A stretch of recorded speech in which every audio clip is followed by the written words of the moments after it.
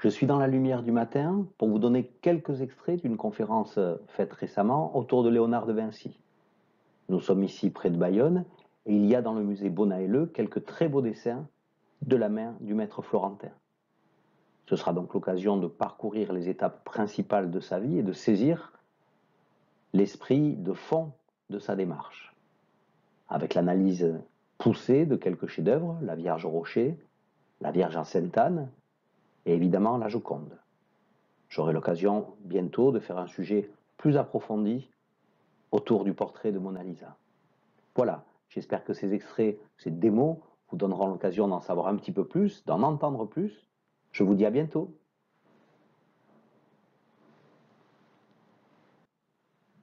Vinci est un village de campagne à 30 km de Florence. C'est là que naît Léonard en 1452. Il a joué et appris à observer la nature autour de lui. Sa mère n'est pas là. Il était l'enfant naturel d'une jeune paysanne qu'il ne voit que de loin, et d'un notaire, Ser Pietro, qui le fait éduquer dans la maison paternelle. Ser Pietro est souvent absent car il est en ville pour affaires. Léonard reste avec sa jeune belle-mère. Lorsqu'il arrive à Florence, à 12 ans, on le met dans une école d'Abaco. Là, il apprend les mathématiques appliquées aux artisans. Il n'est pas chez les bien dotés, comme en haut, dans une école de lettres, où on apprend avec les humanistes à structurer de façon classique une pensée. Sa passion de connaître, il va la vivre en autodidacte.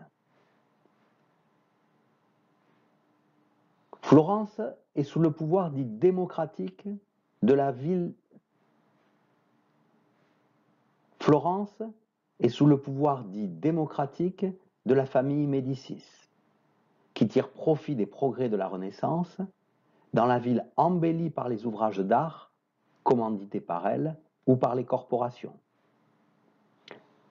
Léonard fut fasciné par les travaux du dôme au centre que le sculpteur et architecte Brunelleschi réalisait alors, retrouvant un savoir-faire oublié depuis les Romains. On trouve dans ses carnets de jeunesse ces croquis de la grue qui montaient les pierres en haut du dôme. L'art était à cette époque indissociable de l'ingéniosité technique et de l'audace individuelle.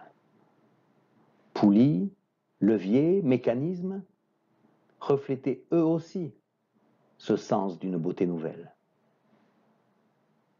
Une autre invention de Brunelleschi exprimait plus parfaitement encore ce nouveau rapport au monde, la rationalisation de la perspective.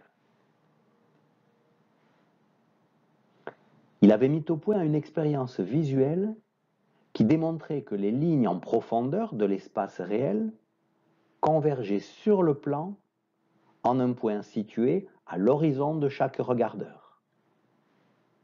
Ce mécanisme optique, avec projection réciproque du regard, de l'image et du miroir, indiquait au jeune homme une voie d'art et de science. À 14 ans, Léonard a été mis comme apprenti chez Verrocchio, un sculpteur-peintre qui avait plusieurs novices dans son atelier. Faire des croquis, noter des idées dans un carnet est typiquement une pratique d'atelier.